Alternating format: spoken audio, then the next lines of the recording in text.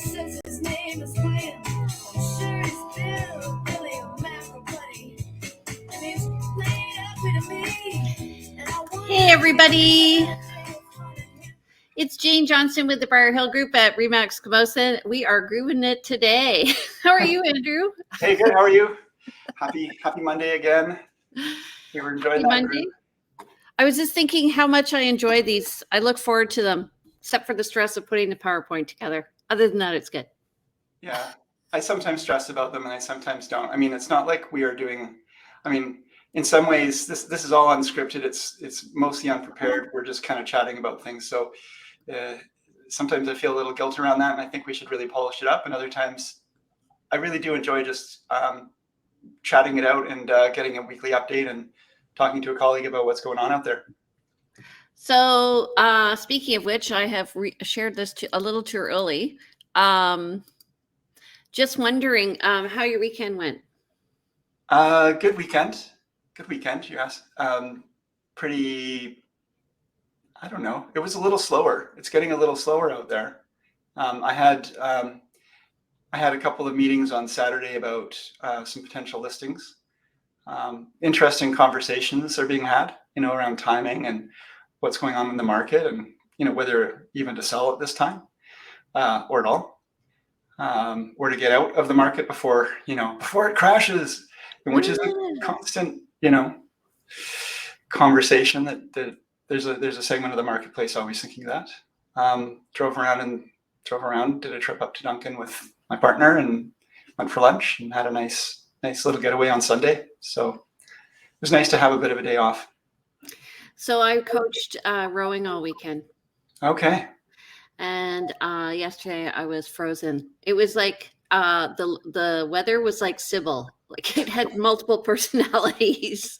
Before the show, folks, Jane was showing me these little face warmers that she's looking at buying for rowing. Now I know why. Buffs. They're not face warmers. I don't know. They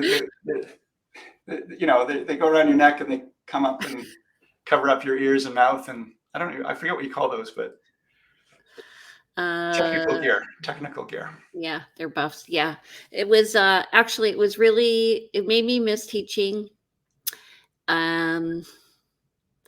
Just sitting around, just chatting with the kids and talking about teaching and the different courses they're taking and what they want to do and all this stuff. And it was grade 9 and 10, and they were just really nice kids. So it was Oak Bay, and they did awesome.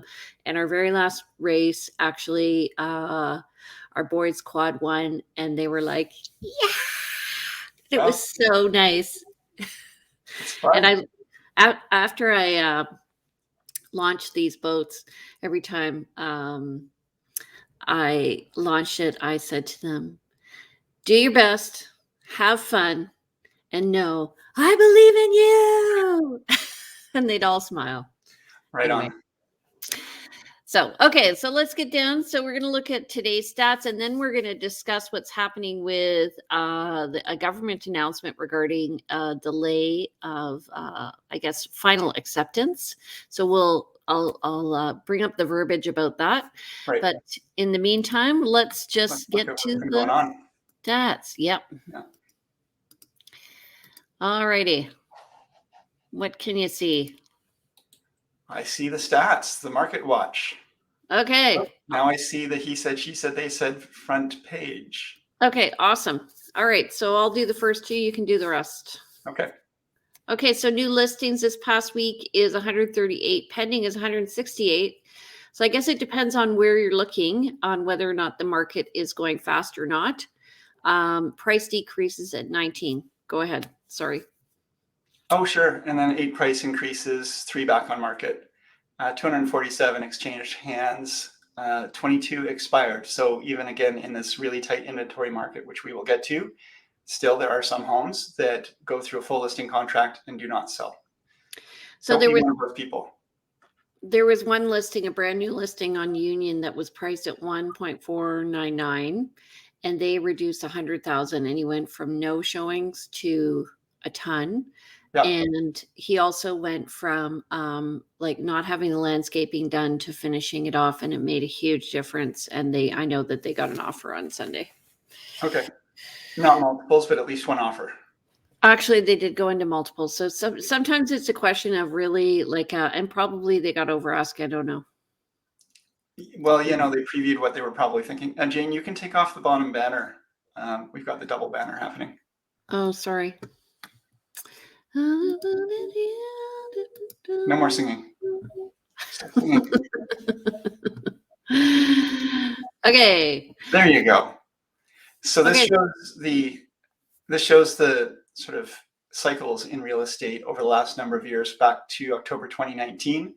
And as we always say, it tends to sort of dive down in the winter, in the November, December months, ramps up for spring. Normally this curve would be more like watching waves on the ocean, fairly even, running up into the spring market, sort of a plateau and a bit of a drop in the summer, and then a rise, a small bump, like a second small wave following in the fall, and then back down again. What we have been seeing lately, and this active listings here, is just going down and then not really much of a bump, and now continuing to go down. We're almost under 1,000 listings in all of Greater Victoria. That's all the single family homes, that's all the condos, that's all the townhouses. This is soup to Sydney to, the Malahat. Gulf Islands. Yeah, the Gulf Islands. I think what's important to note here is that 2 years ago we were over 2,600, so there was choice, and I would say it was a balanced market. And now you'll see, we'll get to the balanced markets screen, and now you'll see that we're definitely still in the seller's market. I could be wrong here, Jane, but I seem to recall hearing our long-term average is around 3,500 Yeah. listings on average. So we are nothing.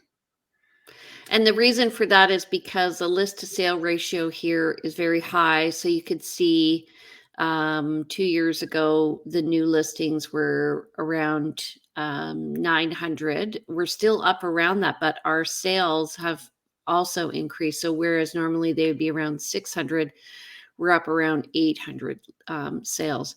So when you see the bar graph and the line below it coming together, that means the ratio is in favor of sellers. Yeah, you can see that down below at the bottom of this graph, it shows the listings are the bars, the sales are the lines, and they tend to sort of follow around each other a bit, but not always one to one. And when on average the sales are less than the listings, you're going to have inventory going up. Why is this showing sales? This should show inventory going up, but our inventory has been going down. What am I missing here? The inventory is going down because the new listings are not high and the sales are still high. Like we're almost where we were last year, where list to sale is almost 1-to-1. Yeah. So that's why. And also, if you look, it says peak and bump, and the peak refers to the list to sale ratio. So we had a peak in March of this year of very quick sales. And then actually that bump should be in August. You'll see another bump in the next graph where we have the ratio. This shows the ratio much better. Yeah. So the bottom, when we're at 30%, we're in a balanced market. And as we move up, we're in a seller's market. This side graph is a little bit off, but it's showing that we really peaked in March. And that's because when you look here at the previous, you can see that the list to sale ratio, we had a lot of sales happening and relatively few listings coming on the market. Yeah. And again, some listings, I guess one of the reasons why that doesn't add up completely is that doesn't show the expireds. So there are still properties that expire as well, that take the properties off market. Yeah.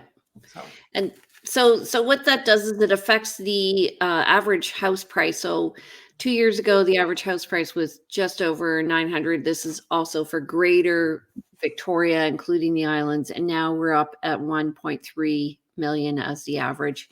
And, last year we were talking about how we were hovering over just at $1 million. Once we went over $1 million, it's like, boom, there was a jump.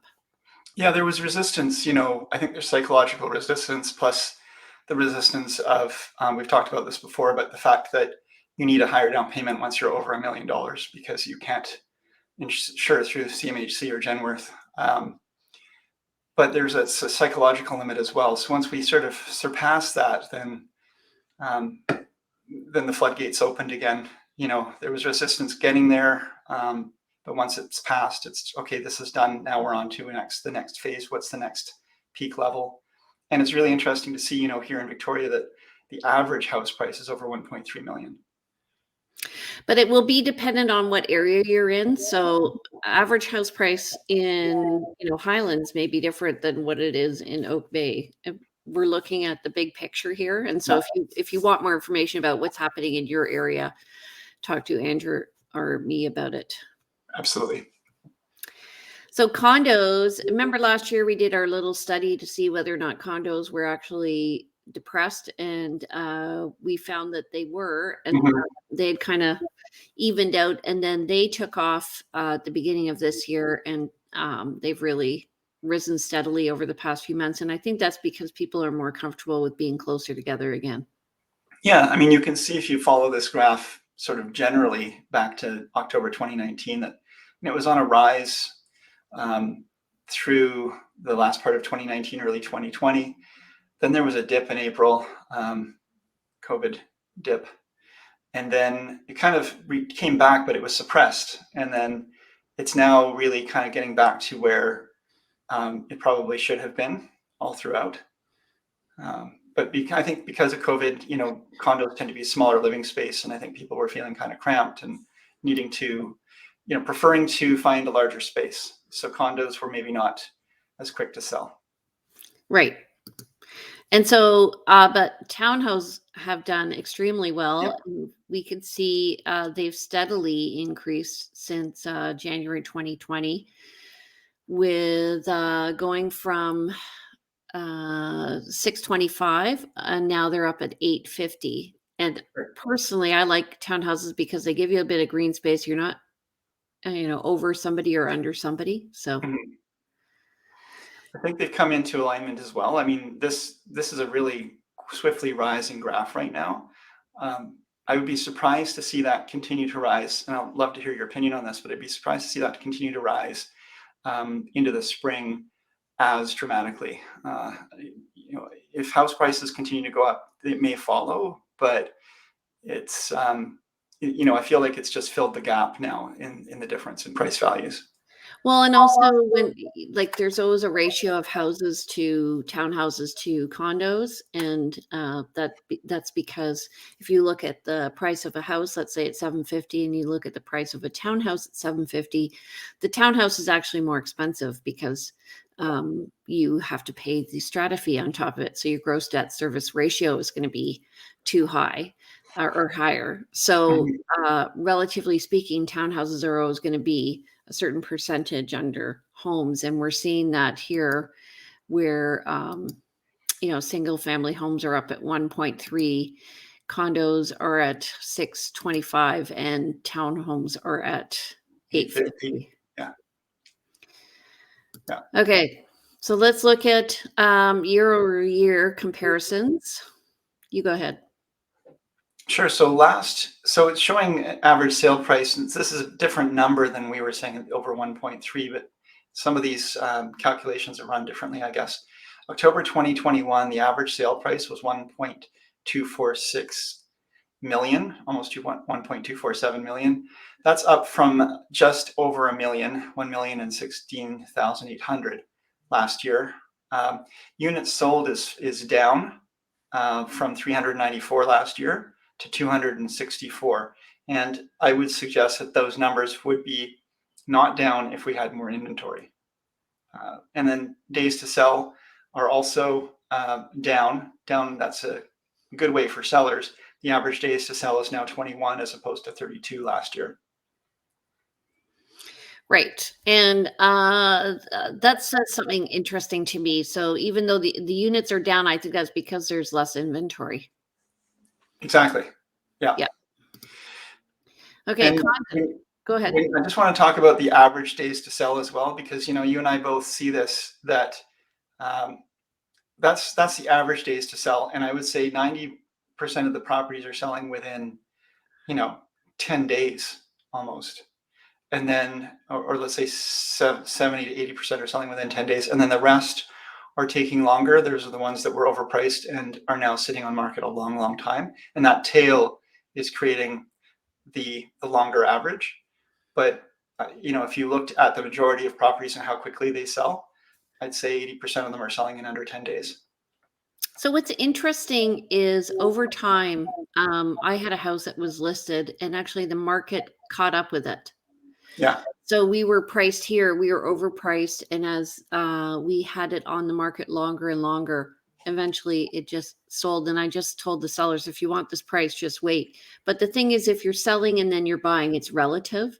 And Yeah. so if you're selling here and buying here, the price of homes relative to one another is going to be the same. But if you're selling here and you're waiting for your price and then you're buying, you're still going to have an issue because the buying is going to be more expensive as well. And actually, I'm seeing this with clients right now who have been approached to sell a half duplex, and they don't have to move for a number of years.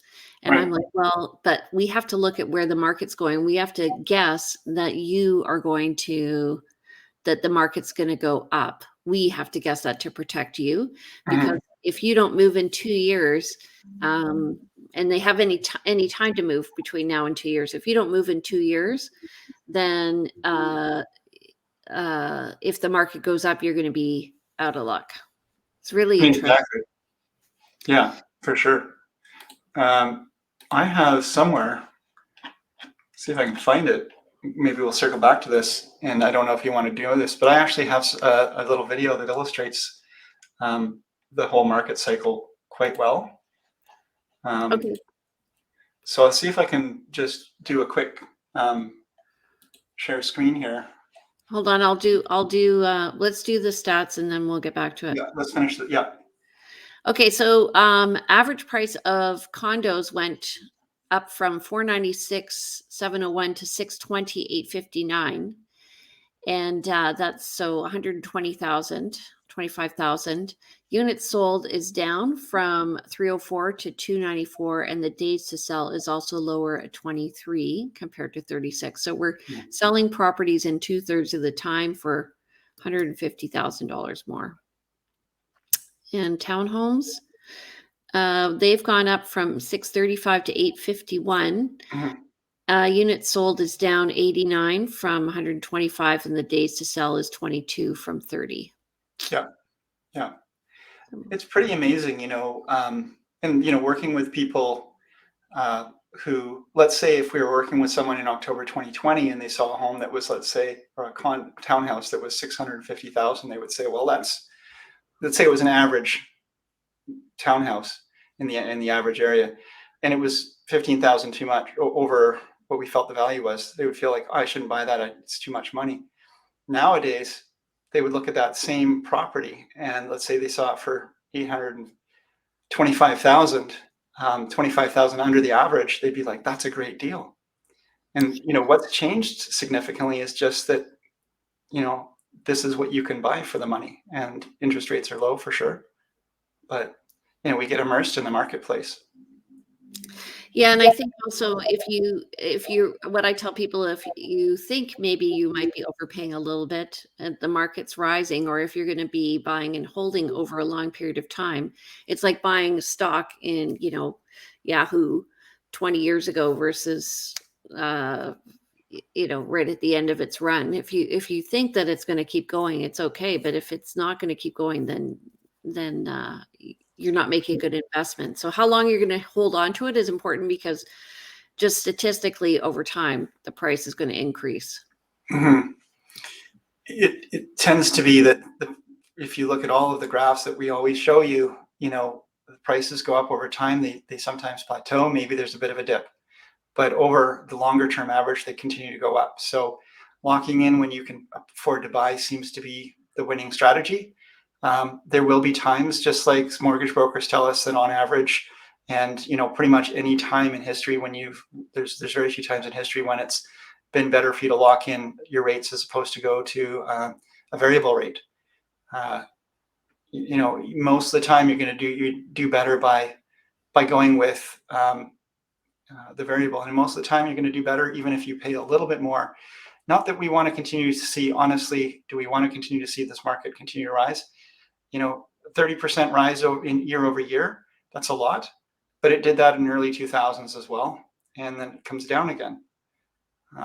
30% back then of 250,000, 300,000 still felt like a lot of money. Feels like a lot of money now, but money isn't worth as much as it used to be. So that's the key takeaway, I guess. Yeah.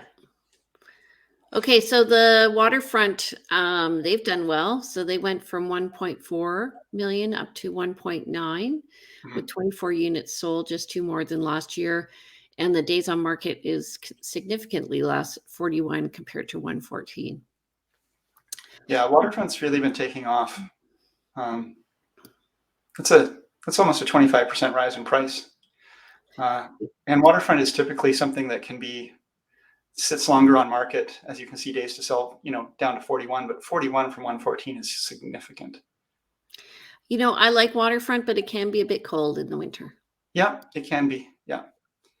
But you Okay. look at the gap. You look at the gap now in price between waterfront and an average home, and it's not, double for sure.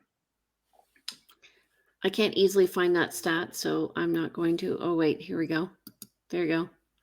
So average 1.2 for a single family home, and waterfront is 1.9.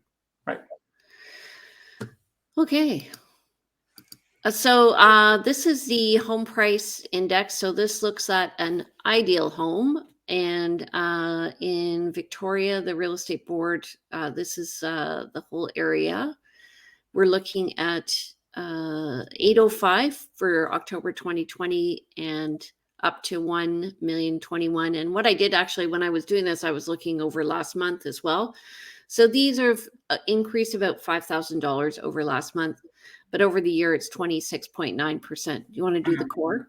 Yeah. It's funny, it's really frustrating for people trying to save up for their first home, and they're watching prices go up faster than they can save. And ultimately you're trying to save for your down payment, but it's a really frustrating thing to see that, you save, $1,000 in a month and housing prices have gone up by 5,000. You're just feeling a little bit behind the gun. It's a really frustrating time for a buyer, but you know what? Keep going, keep trying, keep building, because markets change and things change. And as long as you are diligent, you'll get there.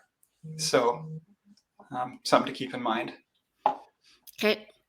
So the core region went from 880 last year to, and this is for single family dwellings, to 1,103,000. That's also up 25.3%. So that's Victoria, Saanich East, West, Esquimalt, and View Royal. Peninsula? Peninsula region was 880,600 last year, and it's now at 1.110,400. That's a 26.1% change.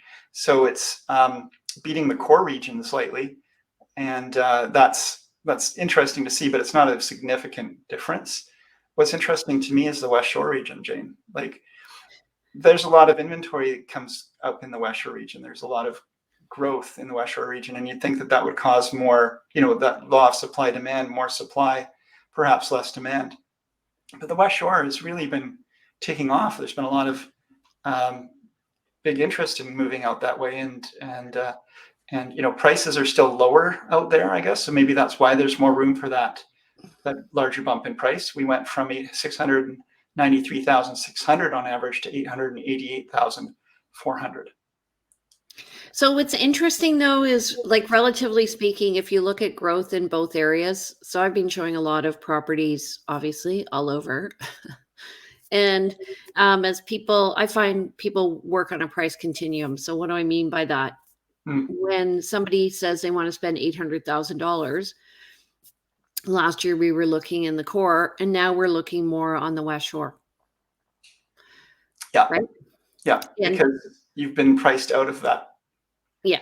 Yeah, And now also, like, if you look at the strategy of the different communities, the West Shore, that we're talking Colwood and Langford and thank you. Spook and View Royal, is their Chosen. and Machosen. Well, less so Machosen. I'm just meaning the focus of those four municipalities is really being on density, increasing Right. density, whereas the focus of North Saanich has been new construction on still fairly large lots. So that's why the price is higher. There's also less chance for density on the peninsula because we have a lot of agricultural land reserve and more limited development strategies. So, but it's the ALR and the larger lots that aren't really as subdividable means that the West Shore has more room for growth. Well, also it's what we were talking about last year was septic, or last week was septic, Right. is the septic has enabled the subdivision to happen. The sewer coming into the I West mean, Shore. the sewer. Yeah. Yeah, the And lack of so, septic. yeah, taking those larger properties that were on septic that couldn't support more density, now with the sewer lines running past, they can support higher density in townhouses and condos even. So you're seeing a lot more growth in the West Shore for sure, and still lower prices. So that's why there's room for a higher price percentage, and I guess the lower prices as well. You were talking about listing a home and it was overpriced and the market came to catch up with it. And I'm going to try sharing this little video that I have. I made this a few years ago. I was with a different brokerage at the time, but just going to try sharing this. It was pretty quick. It's a 1-minute illustration of how to sort of understand the market as it comes and goes. So let's see if we can hit play on this. Hi, this is Andrew Klein with Pemberton Homes Real Estate, and welcome to the 1-minute market update. Today we're looking at the relationship between price and time on market. At any time, properties are coming on market at market value, above market value, and below market value. What's actually happening though, if you're looking at the inventory of listings, is there's going to be properties listing at market value selling relatively fast. Properties listing below market value selling very fast. Properties listing above market value selling relatively slow. So when we look at the current list of options available to any buyer, we're going to predominantly see mostly market value and above market value listings. Now, what happens in a rising market? Well, as the property values go up, we're going to find those overpriced listings are going to be selling as well. And we're going to find that the underpriced listings are going to be very, very uncommon. Conversely, in a lowering market, we're going to find properties that were priced appropriately sitting on the market over time. Thanks. That's been your 1-minute market update. This is Andrew Plank. Anyway,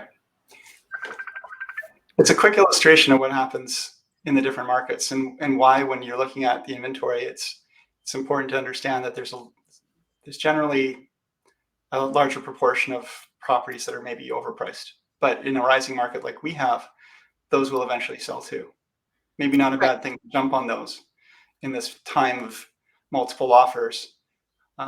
Those are actually, in this case, in this market, the low-hanging fruit where you can go in and maybe find a seller that priced too high and maybe still is motivated to sell but hasn't had the advice from their realtor to make an adjustment. And perhaps you can swing in there and grab that one. Yeah, and so the strategy is, to go for the higher listing and offer less. Mm-hmm. I've done that.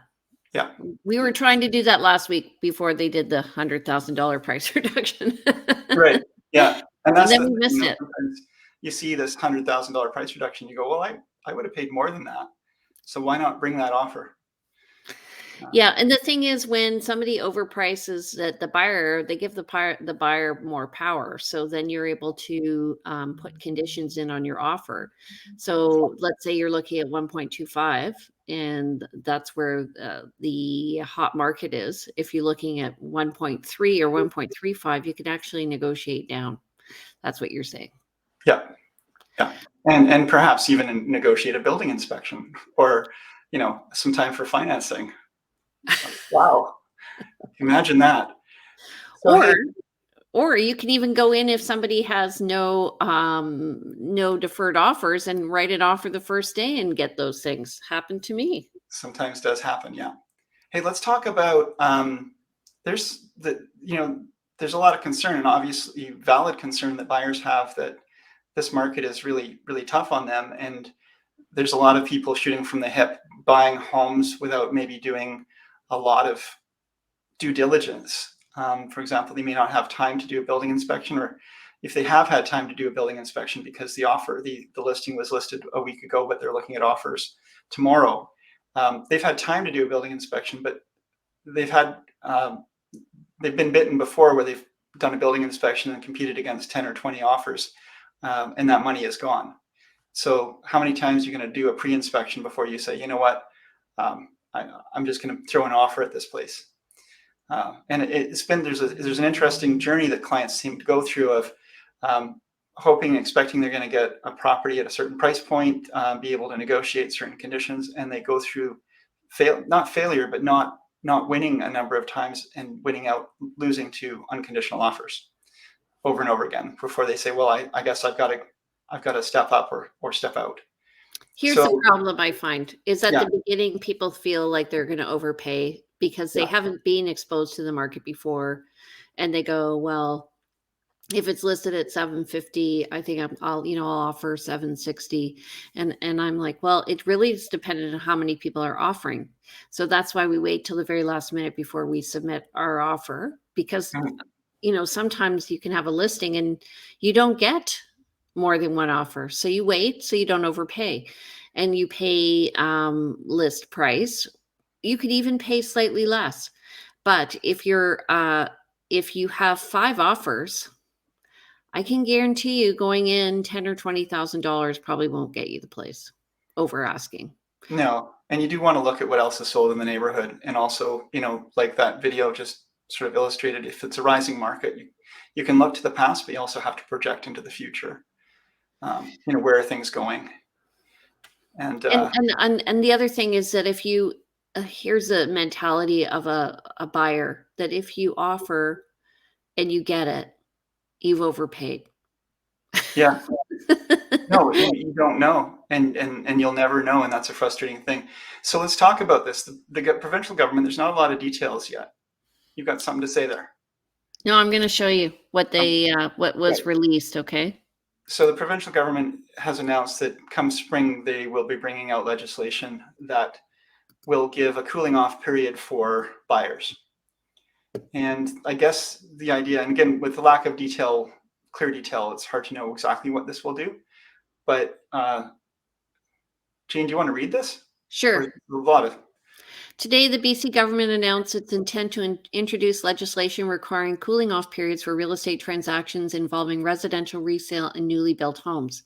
This change is expected to be similar to the cooling off period in place for pre construction, which is 7 days, condominium sales, and will be introduced in spring 2022. It should say strata because it's strata, not condominium sales. We are disappointed. This is from the BC Real Estate Association. We are disappointed that this decision was made prior to a broad consultation with industry stakeholders and experts. We believe policies addressing market conditions should consider the interests of all parties in a transaction, changing market trends, given consideration to regional impacts, potential unintended consequences, and should also include a defined process to monitor efficacy of the measures introduced. Without these details, it's not clear what has been announced will improve home buyer protection. BC's real estate regulator, the BC Financial Services Authority, will soon begin consultation on the appropriate length of a cooling off period. So it's not a choice, it's going to happen. And right. whether to include penalties for exercising the right to rescission. BCFSA will also be seeking input on additional policies such as restricting blind bidding, price baiting, unconditional offers, mandatory home inspections, waiving conditions, and other practices that may be identified as consumer protection risks. So, price baiting would be where you deliberately list low. Right. Market conditions over the past year have left many British Columbians unsuccessful and frustrated when trying to purchase a home. We have conducted research on mandatory cooling off periods as well as other potential government interventions. We will be sharing our research with the BCFSA and with realtors. We have also begun to engage with media on this topic to ensure the public and government are aware of any pitfalls relating to this process. We will continue to meet regularly with the BCFSA senior staff advocating for the government to undertake fulsome and meaningful consultation with real estate professionals and the public prior to announcing policies, especially when they are previously untested in Canada. We are also requesting a meeting with the Minister of Finance. And I just want to say that this is a problem. This market is a problem that's not unique to British Columbia. And I have a problem with it.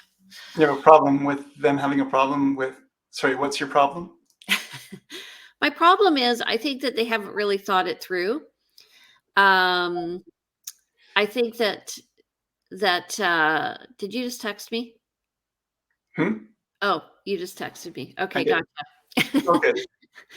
The problem is they think that they're protecting the buyer by doing this, but what happens is, say you list a home and you're a seller, and we negotiate the price with the seller. We show them the stats, and they price the home accordingly. We give them different strategies and what we think might work, and sometimes it doesn't work. I've seen properties listed, and they go, "We're looking at offers next Monday," and no offers come in. I mean, it happens, and some people are still, when you talk to them, they want to list high and they want to negotiate down. That happened a few times last year with me, and I've got a listing right now. People will choose what makes sense for them. Price baiting is hard to quantify. We'll sometimes see properties listed, or we will list a property that in good faith we expect that we're even, maybe at the top of the price point, and had even suggested maybe, the seller has said, I want to try for this price, let's see what happens.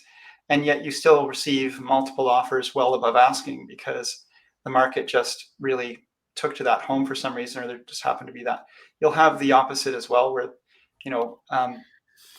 there definitely, I've experienced definitely properties where it's really clearly underpriced and designed to create a bunch of churn. And that's frustrating for my colleagues and myself highly, because nobody wants to be taking, 3 sets of clients through a property that they're all assuming is possible to buy for $700,000 for this beautiful house in Gordon Head, when it's clearly going to go up above $1 million. And that's just creating a lot of work for everyone and a lot of false hope. So I can understand the want or desire, based on all the frustration out there, of the government to make some change. But my big concern with this kind of change is that it always has unintended consequences, and it tends to fix a problem based on the current existing marketplace. Yes.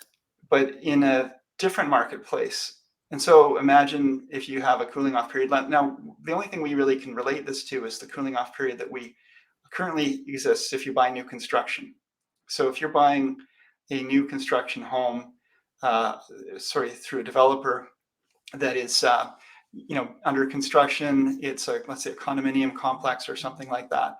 You receive, they've maybe broken ground, but you don't have anything really to look at. You've gone into a sales department or sales, the sales room, and the salesperson is, you sign something up on the dotted line. The government has instituted a 7-day cooling off period for that. And that makes a lot of sense. You don't know what you're buying. And you could have been talked into something. You may have bought it without representation. You could have been talked into something that maybe just really doesn't work for you, or you didn't understand, or you could get yourself in some financial trouble by having to close on something 2 or 3 years from now and not have the proper financing in place. Well, the other thing is, like, a buyer, so I brought this up between us and other BC realtors, and one of them said one of the issues is that buyers may offer on a number of properties at the same time. Yeah, And then they may say, okay, well, I'm offering on 5 properties and I have a week really to decide. So I'm going to tie them all up and then I'm going to decide which one. So I think so. One of the unintended consequences that's going to happen is, I think, as a result, because if that happens, you're not supposed to do that, because you should have intent to purchase. And if you're offering on 5 properties, and we don't know, what the conduct is of other realtors or buyers, but I know that I would tell my clients, sorry, I will not write you an offer on more than 1 property at a time. I have been asked. right. But so I think what will happen, an unintended consequence will be that there will be a non-refundable deposit. That was definitely something you and I didn't talk about this beforehand, but that was definitely something I was thinking about as well. As um, we'll probably be seeing buyers offering, if they're really competitive, they might be offering a non-refundable deposit, and it might be that sellers are requesting a non-refundable deposit. That being said, probably the legislation would address that, I would expect. This is the challenge with drafting some sort of legislation like this, is it needs to anticipate and cover a lot of different bases. And when it does that, and again, it's based on this current marketplace, it needs to also anticipate what happens when there's a cooling off period for buyers, when we're in a buyer's market. And buyers, these poor sellers who've been sitting there for 3-4 months, and finally have somebody come to the table and say, I'll buy your place. And they're tied to that person to sell to them. This is how real estate works in BC, is once the seller has accepted an offer to sell, unless there's a condition for their own benefit, the seller is legally bound to sell to the buyer, provided they remove their conditions. So if you accept that offer and there's a cooling off period, let's say it's a week, what if another buyer comes along in the meantime and would have bought it?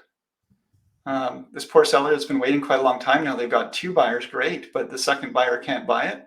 First buyer disappears a week later. That second buyer in the meantime has bought something else. It's going to be really, really rough.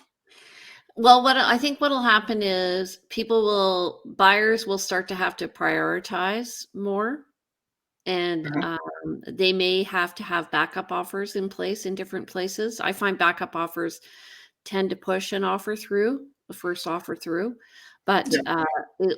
but then they will also have a rescission period.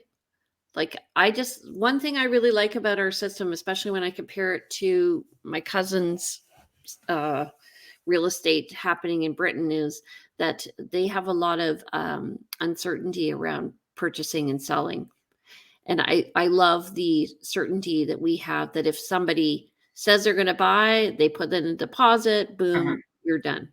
In Great Britain, and there was just an article posted on one of our social network feeds about this, actually, but in Great Britain, it's very different than in BC. And of course, as you alluded to, a buyer could make an offer. Let's say you're renting, you can make an offer on a place, close in 3 months, you remove all your conditions, the seller accepts your offer, and a week before closing, the seller says, I've changed my mind. Apparently that's okay. And meanwhile, what do you do with all the movers you've lined up or not? Like, do you have to wait till very, very, very last minute? Nothing's done until the money's changed hands. So Right. we have a great system here. Don't get me wrong. And much better than some others, because clarity is what we need to do business, and for people to change hands and ownership. And we follow contract law. Question just is really, how do we create equity and fairness for everybody? I don't know that a cooling off period is going to solve the problem. There's probably other tools that could be pulled out. I also think that for sellers, it will prevent them from moving on to the next step. So in Britain, actually, what happens is once the contracts go to lawyers, then it's considered firm. I asked my cousin because I didn't really understand the system. But Okay. but what we follow here is called the Torrent system. Anyway, so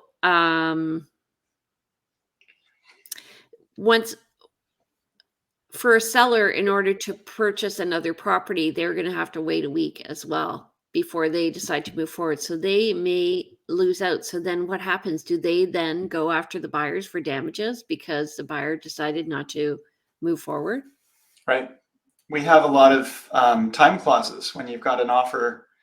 You know, you might be making an offer on a house and say, well, I'm going to buy your house if I can sell my house.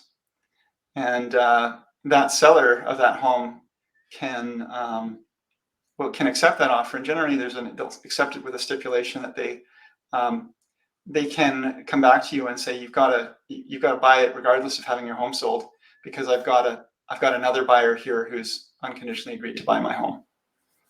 And if that situation comes up, then they can come back to the first buyer and say, okay, either remove this condition to sell your home or step away so I can work with the first buyer. But when there's a cooling off period, that's going to really cause a lot of damage to that system as well. It's going to have to adapt. You're going to have the cooling off period for at least a week before they decide. Also, I'm thinking that maybe some people may say that there's going to be languaging around people revoking that right. Mm-hmm. Even though legislatively they shouldn't be able to, I can see that somebody will say, well, I want to make the whole thing is everyone wants to make their offer stronger than everybody else. So how are they going to do that? Yeah, so what we're talking about here is that even just like people, pay their taxes, people are always looking for loopholes, so that they want to be able to, not have to pay as much tax as they have to. And when a new regulation comes into place, people look for the loopholes in that regulation, and they maximize those loopholes. They find a way around it, perhaps. We are going to see probably a lot of that, and it will create uncertainty in the market, which will cause the market to falter if that really comes about, because uncertainty causes people to hold back. It causes uncertainty. Uncertainty causes uncertainty. This which that's not what it's with the uncertainty. People are going to have a harder time making decisions. They're going to have a harder time making that firm and binding contract. And with that, we're going to see probably intended effect, which is a cooling in the market. But that intended effect could be harder and faster and stronger than is anticipated, and will cause more harm than good, is my thought. I think that all these policymakers need to go through empathy training. Empathy training meaning they need to sell their house and then let me know what you think really about this, how the system works. Because right now, what we're experiencing is a result of, I think, a global phenomenon. It's not just local. It's not BC. It's all over the world. It's all over the US. It's in Europe. It's crazy. And people have been responding to a pandemic. Mm-hmm. So to create legislation to change the fundamental way that our real estate system works, and it works so well because they want to slow the system down. You can't slow a global pandemic down. You can't slow fear down. Right. Yeah. Anyway, but what I see is buyers are going to be like, well, okay, so I have an extra week, but now all of a sudden I have my choice of properties that I can offer on. Like if it's offer Monday, over the next week, I can really decide more if I want. And are they going to be doing more investigations? Maybe. I mean, a lot You're of right. people. On offer Monday, instead of making an offer on one property, an unconditional offer other than this rescission period, they may make 5 offers because they can rescind 4 of those, and so they can roll the dice a little more easily.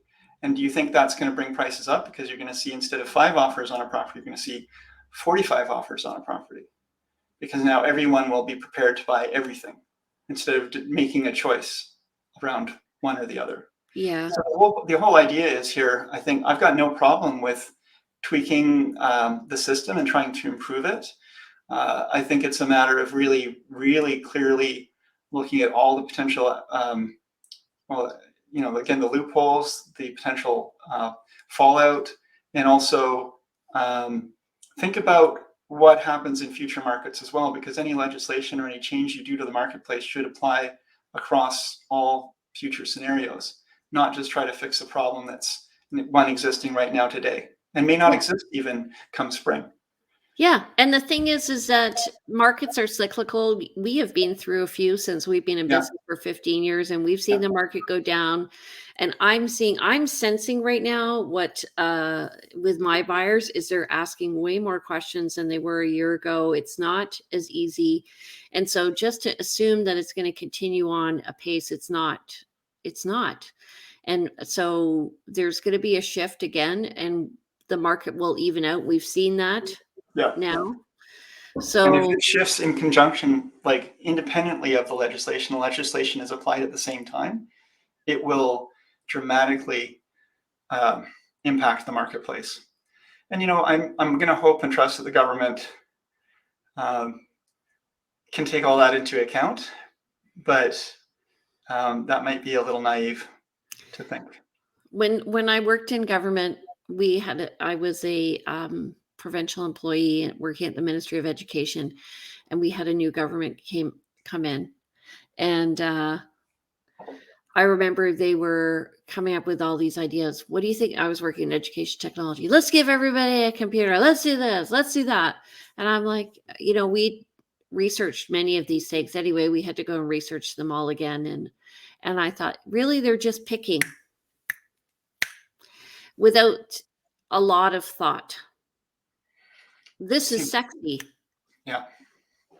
Oh, well, that is the point. I mean, government doesn't stay in power unless they are able to provide the sort of the key points to the people that they're, touching on the pain points, I guess. And right now, this is a pain point that's very clear. And if they can create some legislation to say, we're doing something about this, then they get to look like a hero. But unfortunately, governments come and go, and we're all going to have to live with this legislation. Legislation tends to come in, and then it's kind of hard to get rid of. We're realtors. I mean, smallest violin. Nobody's going to really feel bad for us realtors, but we're dealing with a lot more paperwork than ever we did before in terms of disclosures and protectionism, and also almost I'd call it invasions of our clients' privacy, because we are asked by our federal government to double check ID. That's fine. To determine if they are politically exposed in any way, to ask for a number of banking details for the money that's coming in, and we're supposed to not just wear our realtor hat here, but we're supposed to be an adjudicator of this information, a collector of this information, large fines if we don't do it correctly. And And we have and to. then of course reporting commission to our sellers when there's an offer. Even if there's 20 offers, we have to report out the commission payable for every single offer. And We can't just do it on one sheet. We can't do it in a spreadsheet. we kill a tree for every transaction. Yeah, Yeah, it 20 takes pieces of hours. paper sometimes. Yeah, And the whole reason for that is because they want the sellers to be able to think over. And what I found is the sellers are like, "Why are you disclosing this to me? We already negotiated it in the listing." I'm like, "I know." I think I'm not opposed to a disclosure if something differs from the listing contract. But when you're talking about, here's the commission payable on this offer for $1 million, and here's this other commission payable for this offer for $1 million, and this other one. And by the way, and meanwhile, you've got an offer that's open for 2 hours to discuss with your clients. And before you can do that, you have to say to your clients, okay, but before we can look at this offer, we need to go through all this paperwork. And the seller's just saying, well, I don't care. Just let's move on. Yeah. So And and the the other point is, though, that we're inundated with a lot of friction already. Yep. And a lot of it seems unnecessary. And once it comes into place, it doesn't get fixed or changed because the legislation's already come and gone and the politicians have forgotten about it. And it would be great if there was some streamlining of all of this. So again, I don't have a problem with these kind of things as long as they make sense and they're smart and they have an effect. But I feel like a lot of times this reporting that we do isn't really going anywhere. So, sorry, rant over. I know, I was like, is this a discussion or is this Andrew's rant? Real estate's really changed in 15 years, and we've seen agency change. We aren't allowed to represent both sides, which is okay. We've had to develop relationships with other realtors and maybe spread the love a bit. It's actually cost, I think, people money because before, maybe we could have made a transaction come together more easily. And now we can't because we have to allow the seller or buyer another representative to come in. So that costs the seller money. And then there's less wiggle room. And, then we have the agency. We used to go from corporation agency, like under our brokerage, where we all at Pemberton Homes, there wasn't an advantage to work at Pemberton Homes like we did because there were 200 agents. And so we had to disclose dual agency. Then we went to designated agency and now like no agency. And it's just been interesting because people don't realize how regulated we are. When I went from teaching to real estate, I realized, oh my God, I felt like I was being flayed. If I did one thing wrong, I would like, fine, fine, fine. If an advertiser didn't put my logo in, which happened in a newspaper, I got fined $2,000 over the course of a year. And somebody was watching and just pointing it out every time so that I would keep getting fined. And I was talking to the advertiser and telling them, it was like I felt like people were out to get me. But I'm venting too. I just find like the system works well. Yes, it's too fast right now. And I can tell you there's realtor fatigue, there's buyer fatigue. Yeah. I don't think there's seller fatigue. Mhm. But it's going to change because the buyers aren't playing the game anymore. So just let nature take care of itself. Yeah. Things find their balance, and when you try to adjust it, you will have unintended consequences. So that's the one thing I've seen. And the issues of today are forgotten tomorrow. This market will change. It's actually probably on the cusp of changing, I would say, come spring. But we'll see. Yeah, I think truly the victim here is going to be the buyer again because they're going to be doing non-refundable deposits for that week. I think buyers and sellers will both be impacted, and there will be people who will win. There will be gaps and niches where there's advantage to be taken through following rules or utilizing those rules where other people may not. But again, it remains to be seen. We're all going to be thinking about how we can both, how we can best serve our clients under a new set of rules when those rules come out. And and at the same time, our goal, our role is to follow our client's lawful instructions. And if a client instructs us to do something legal that we may not believe is moral, we've got a working relationship with these people. If it falls into the realm of legal, we are bound to do that. Unless we choose to sever that working relationship, which can't always be done at the 11th hour, without causing our own set of complaints around us not providing agency to a client. Yeah. So it's going to be interesting times. It always is interesting times, isn't it, Jane? And one of the things that we both love and find frustrating about this business is that it's constantly evolving and changing. It's a people business. It has nothing to do with real estate, really. It's about managing people and their expectations. And anybody who thinks that it's about us like trying to artificially raise the price of homes, I mean, really, we're just trying to do the best for our clients, either on the buying and the selling side, and by working both sides of the market. You see both sides. You cannot be insensitive to both sides, or Yeah, otherwise you can't be successful. no, absolutely. And in fact, the best transactions are the ones where, you're working with a seller. Let's say in this marketplace, you're working with a seller, and um, the seller, you can help the seller understand what the buyers are going through. The sellers can make choices that maybe, help all the buyers feel better, even if those that lose. Um, by providing additional information, by being good at communicating with your colleagues and those colleagues who are working with those really frustrated buyers. It's that lack of information that causes the most pain for people quite often.